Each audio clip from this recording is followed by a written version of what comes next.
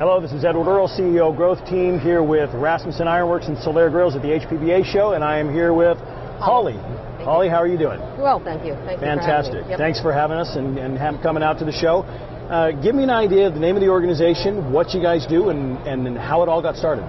Well, myself and my husband, our company's name is North Star Energy Systems. We're in Middletown, New York, and this is our 35th year in business. Wow. We basically are in the hearth business. We also do hot tubs and above ground pools. So I like to think of it as a comfort facilitator.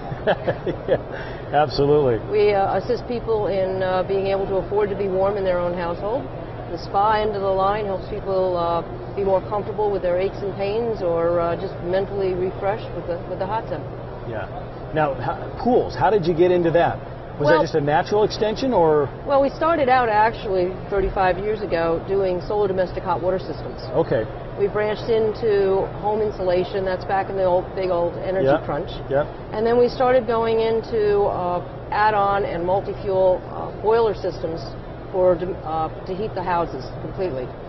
And then we fell into the hearth business, which was easy after doing boilers, doing the wood stoves. And then when we started having a family, we realized that the kids like to eat year-round. Yeah. So that's when we went searching for some alternate seasonal products, and that's how we got into the hot tubs and the above-ground pools. That's interesting. And it works out well. And that's fairly a diverse line of product and service that you're involved in. Yes, it is. But our clientele tends to be about the same type of person. Right. You know, this is all products to enhance your life, enhance your home living. Right. One way or the other. Which is interesting because most people look at a line extension in an organization, I think, from I'm not going to say non-sophisticated mentality, but in some ways not really looking at the psychographics of the marketplace for line extension, more of what seems like a product line extension, and you guys have what would look like first glance something that doesn't seem to really go together, in-ground pools and hearths. But the reality is the psychographics of your marketplace, it's literally right in alignment. It is. It is. I mean, we have several customers where we've gone in and put in a wood stove for them, and 2 years later we've sold them a hot tub. Then when they start having kids or whatever, then we'll sell them an above ground pool. So we've got a lot of customers that we've sold one of every of our product line to them. That's pretty amazing. And of course, at 35 years in business, obviously it's working. Oh yeah, we're selling the kids of our original owners of our stoves and our fireplaces. No kidding. Their kids are out now. They're coming to us to buy the same product Mom and Dad had. That's interesting. It's truly generational, though, when it's all said and done. Yeah. Do you find that most retailers that are out there take that kind of approach to the business and the product selection? I don't think so. I think when they make a product selection, it's to try to find something that's going to give them the biggest bang for their buck and make the most money on. And I don't think they really give it that kind of a thought on where they're going with it. That's, I think, the problem. Yeah, I know. It's interesting in talking to CEOs. We've worked with about 70,000 organizations worldwide, and a lot of times it's the accounting mentality that really takes over the function or the process of the business. And we don't look at the psychographics of our marketplace and realize this is the psychological breakdown of these people. These are their human behaviors, and start making product selection or business decisions based on that, seeming that's the stuff that is as consistent as can be. The products can come and go, and it's interesting that you guys have that kind of approach. Yeah, I mean, we're really just trying to do the best for everybody. We're very selective on the lines that we carry. Our hearth, our main manufacturer that we deal with on our hearth, we've been dealing with for 30 years, dealing with the same president and founder of that company. I like stability. Our hot tubs, we've been selling the same brand hot tub since 1985. So when people come back to me years after and say, hey, I need something for this, I know exactly what they need. And if I don't already have it, I can get it very quickly, because we've been very particular about the products we're offering, because I don't need the headache. If I can't support my customer, they shouldn't be buying from me. You know, it's interesting. I was thinking about what you were just saying, and I think a lot of times that people, when they make a decision about their home, they don't think about a couple of years down the road of what would potentially happen. And you're right, a lot of these products are fly-by-nights. They come in, especially the OEM stuff that's being that's being created by the Asian contingent coming in. Yes. Not that that's good or bad, it's just you've got OEM manufacturers that are private labeling, and 2 years down the road, even if the manufacturer is there, the consumer doesn't know who built it, the brand is gone, Yes. and you're really out of luck. They're stuck in the middle. They are. I hear it every day. I get calls all day long, people that bought hot tubs over the internet or an off-brand or hearth products. And there's something functionally wrong with them. And they say, can you help me? And I said, unfortunately, I can't access the parts for the product that you need. Right. They aren't, or I don't even know what you have. Yeah. So that's when we sell a product, we are very conscious to make sure the customer understands that what they're buying at some point in time, as good as everything is, they're going to have an issue, even if it's just a question on how do I, make this work better. Absolutely. And it's important not just what you buy, but where you buy it for that reason, so that you have that support. I mean, I've got customers with 19-year-old hot tubs that I sold. Right. And they need something, it might not be a big deal, they just need something. I'm there for them. Well, and especially we talked about, for a lot of the other CEOs that have been here on the stage, and we've talked to them about the economic crunch over the last couple of years. People are not, that real estate environment where people were moving every 3 to 5 years, that's really gone away. Yes, people are staying in their homes because of fear, or they financially just can't make a move, or they're so buried in their house financially they can't go. So they're beautifying the home. We're back to that stage where we're doing that again, and we're staying put. And I think a lot of times people don't think about those type. What do you think they don't think about that a couple years down the road? Yeah, we're finding actually though, because of the quality of the product line that we carry, it's usually a predetermined, they know that they want to do this, they've planned for this, and the people that we're selling to are people that understand that they want to buy once and have it forever. Right. And so that's where the quality level of what we have, our service level, is all very important to that consumer, and it makes it easier for us to offer our products to them. You get the guy that just decides he wants something really quick. We're not going to sell him. Yeah. He's looking for something inexpensive. He's not thinking down the road. Well, he's not our customer. Yeah, and it's interesting you say that, because I think that's a message that is critical for any business owner, especially here, to understand that the psychographics rule. Just because someone walked into your store looking for a hot tub or a hearth or a grill doesn't mean that they are your customer. That's They're not really a prospect of yours, because you're right. Somebody that comes in not thinking about that is not someone that wants something long term. And could they be convinced? Hard to say. It is hard to say. I mean, sometimes we can, as we're talking and presenting our product and we're mentioning this sort of stuff to them, once in a while you see that little light bulb go off, and they say, you know what, you're making some sense. Let's continue this conversation. I understand, okay, I'm going to have to spend $800 more to buy this pellet stove, but I understand what you're saying. And, I'll say to people straight out, I'll say, listen, if you buy that 1995 pellet stove instead of my $3,000 pellet stove, I'll guarantee you in 5 years you'll have spent more on that $1,900 pellet stove than on this $3,000 pellet stove. Yeah. And I'll show you how. That gets their attention. But sometimes their pockets just aren't that deep. They want to do something, but that's okay, because I can't get anything of quality to offer them in that price point.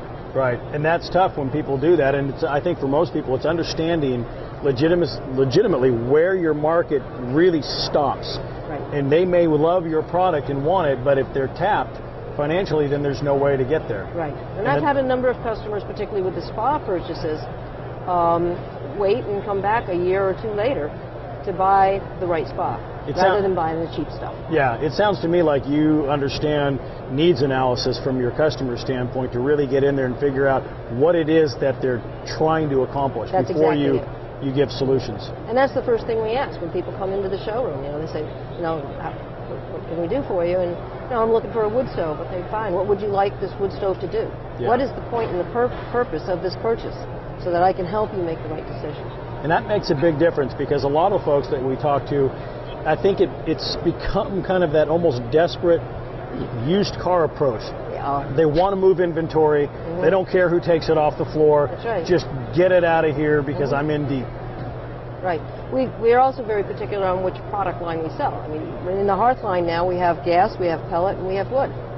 And when they come in and they might be asking for a particular fuel, after talking with them, we find that based on their lifestyle, based on their needs, that they're better off using a different appliance. Right. And we try to lay that out because I want somebody to be happy with the product that I'm selling them. I want them to be happy 3 years down the line with the product they're buying, and I try to make people understand that. Not just what's going to get you through this winter. Right. In 4 years or 3 years, what fuel do you think is still going to be convenient for you and work for you? But see, that makes a big difference because you guys are coming into this industry from a different background. You're not coming into the retail side of things as a retailer wanting to open up a retail store. You guys traveled to that destination, exactly. Whereas a lot of these folks are coming and saying, hey, that looks like a good market. Let's find some products that people may want. Let's open up a showroom and start selling. But the back-end knowledge behind that, i.e. fuel source, is not something that they're even remotely thinking about. We see that all the time. We see a lot of like HVAC companies, hardware stores.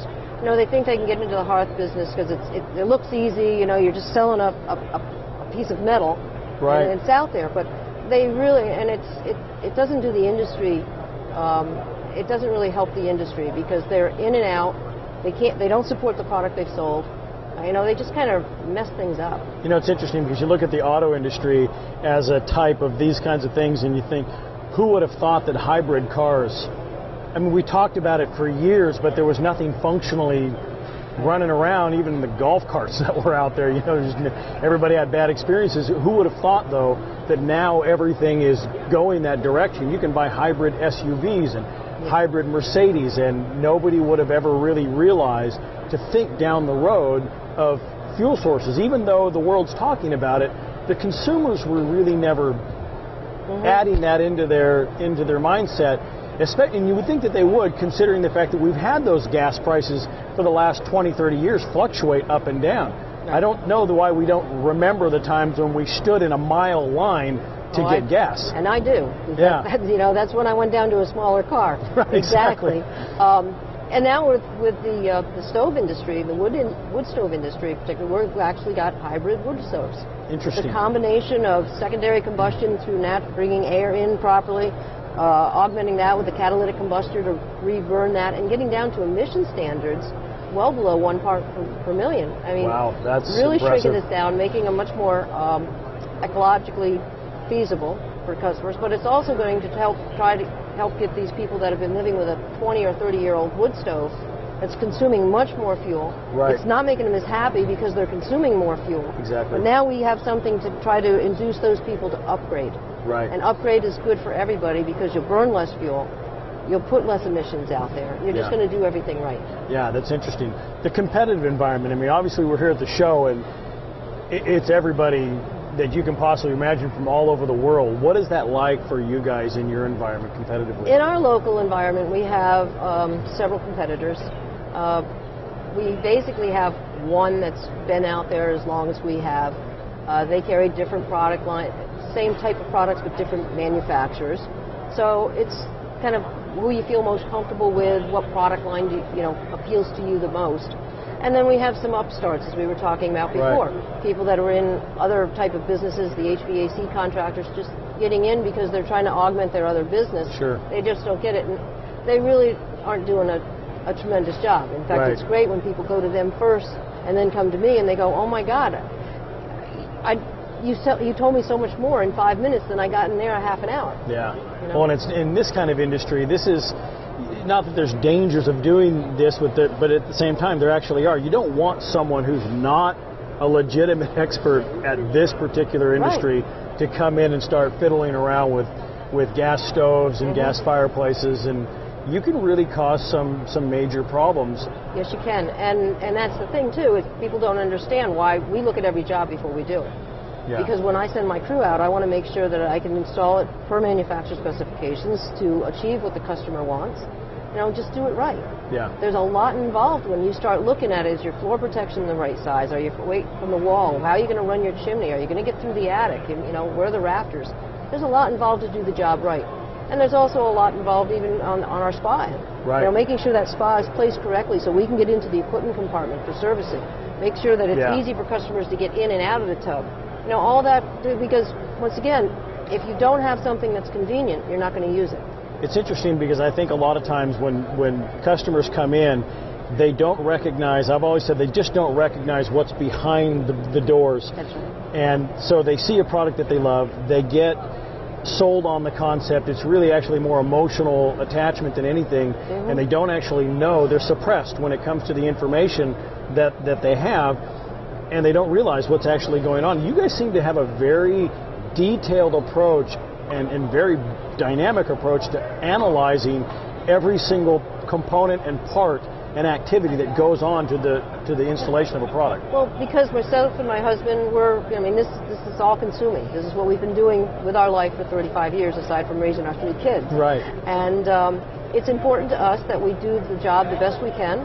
And it's a bit self-serving because if a customer understands what they're buying before they buy it, they have the support once they have it. Right. They don't aggravate me. Yeah. You know, they're happy and they send their friends to me. Don't make her mad. That's right. Don't make me. No, but and it just keeps on going. The circle keeps self-perpetuating. If you just do, what goes around comes around. You just do your right. No, it is true, and especially CEOs and business people.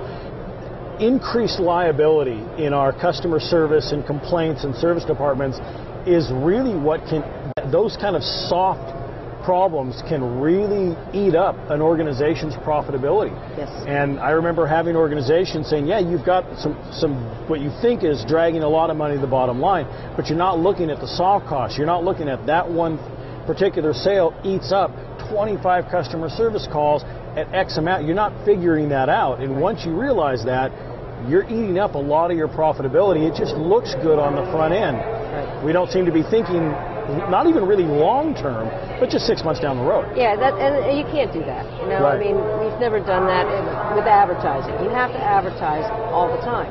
You don't advertise when you don't have business. You advertise all the time. Right. You can't be a desperate attempt. So that's, So what do you think the keys to the success of your organization have been? Obviously we talked earlier before the interview about your advertising. We talked about the consistency of what you're doing, the approach of your advertising, the persona. What are some of the other keys, do you think, that have helped you be successful in your industry? I think one of the things is every customer that walks in the door feels that they're an individual. We're asking them specific questions about them. And it's funny because I'll bump into people, 10 years down the road, or the people will come in, or people will call me up and they'll say, hey, Holly, it's Joe. Okay, remember me? Keep talking, I'll catch on. But, we give that much of a personal service that they expect that we're going to understand who they are when they just give me their first name, which is great. And that's how I want them to feel. Sometimes I know in a lot of industries, it's, identify customers by the product that they actually purchased. Hey, we're the guys that put the triangle rocks in there along with the round. Oh, yeah, Joe. Yes, exactly. We remember you. Right. So if you were talking to dealers or retailers that are not in your competitive space, what advice would you give them in order to really kind of move the business and keep success going in their direction? I think maintain quality product lines. Understand the products that you're selling. People love that. I don't know how you can sell a product that you don't know inside and out. Yeah. And don't be shy about saying, you know what, I have to look that one up. And then look it up and then give them. And because you're going to learn by finding that answer as well. Yeah. People appreciate the honesty. Don't just go, on a tangent and try to get around that subject. So know your product, carry a quality product. Don't avoid your customers. If there is an issue, go to it head on. Right. Okay. Don't you have to address those right away. Keep your advertising up and have fun. Now that's interesting too, because you look at those standard formats, integrity and consistency. It's what does drive the core of any business, no matter what it is. Product selection.